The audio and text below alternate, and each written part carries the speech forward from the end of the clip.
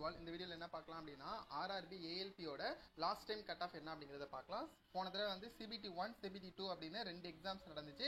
So அதோட cut off என்னங்கிறது பார்க்கலாம். ஃபர்ஸ்ட் வந்து சிபிடி 1ல் வந்து அன்ரிசர்வ்ல வந்து 50 மார்க்ஸ் வந்து கட் ஆஃப் வச்சிருந்தாங்க. எஸ்சினா வந்து 40, எஸ்டினா வந்து 29, ஓபிசினா வந்து 45 மார்க்.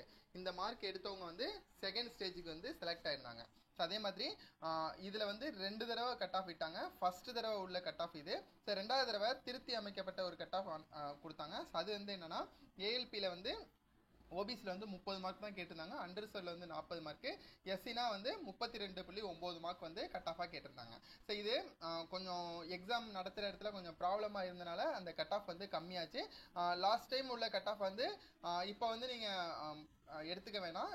அதோட ஒரு 10 மார்க் 20 மார்க் வந்து எக்ஸ்ட்ராவே நீங்கள் வந்து எடுக்க பாருங்கள். ஸோ அதே மாதிரி ஏஎல்பியில் செகண்ட் ஸ்டேஜில் வந்து எவ்வளோ கட் ஆஃப் வச்சுருந்தாங்க அப்படின்னா அன்ரிசர்வ்டாக இருந்தால் 60 மார்க் வச்சுருந்தாங்க, எஸ்சியாக இருந்தால் 46 மார்க்கு, எஸ்டியாக இருந்தால் 31, ஓபிசிக்கு வந்து 55 மார்க் வந்து கட் ஆஃப் வச்சுருந்தாங்க.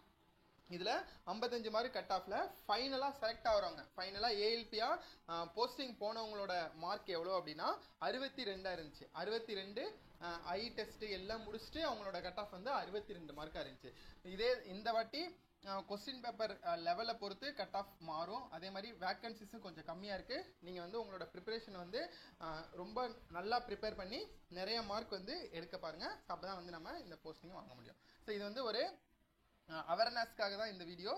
போன தடவை உள்ள ஒரு கட் ஆஃப் நம்மளுக்கு தெரிஞ்சு அப்படின்னா இந்த தடவை எப்படி எக்ஸாம்ஸ் எழுதலாம், எப்படி படிக்கலாம் அப்படிங்கிற ஒரு ஐடியா கிடைக்கிறதுக்காக இந்த கட் ஆஃப் போட்டிருக்கோம். அவ்வளோதான். இந்த வீடியோ உங்களுக்கு பிடிச்சிச்சுன்னா லைக் பண்ணுங்கள். உங்கள் ஃப்ரெண்ட்ஸ்